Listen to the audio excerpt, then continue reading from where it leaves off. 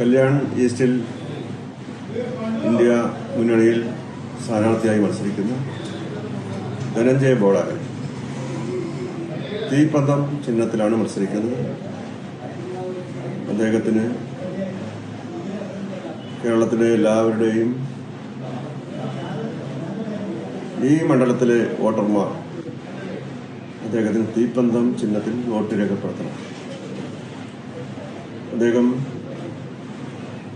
ഈ നാട്ടിലെ കേരളത്തിൽ നിന്ന് വരുന്ന പലരുടെയും ന്യായമായ എല്ലാ ആവശ്യങ്ങൾക്കും അദ്ദേഹം സഹായിയായി പ്രവർത്തിച്ചുകൊണ്ടിരിക്കുന്നു. അങ്ങനെ നിരവധി വർഷങ്ങളായി പ്രവർത്തിച്ചു കൊണ്ടിരിക്കുന്ന ആളാണ്. അങ്ങനെ മലയാളികൾക്ക് അദ്ദേഹത്തിൻ്റെ അടുത്തെത്തിയ ആൾക്കാർക്കെല്ലാം തന്നെ അദ്ദേഹത്തിൽ നിന്ന് സഹായം ലഭിച്ചിട്ടുണ്ട്. അപ്പോൾ അദ്ദേഹം MLA ആയി ഈ കല്യാൺ ഈസ്റ്റിൽ ജയിച്ചു വരേണ്ടത് കേരളത്തിലെ മലയാളികളുടെയും കൂടി ആവശ്യമാണ്.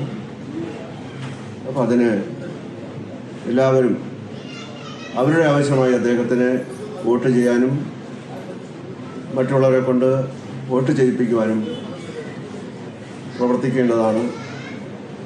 അത് വോട്ടിംഗ് മെഷീനിൽ ഒന്നാമതായി വരുന്ന ചിഹ്നമാണ് തീപ്പന്തം.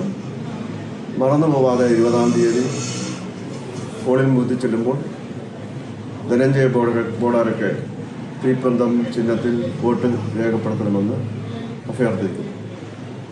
Thank you.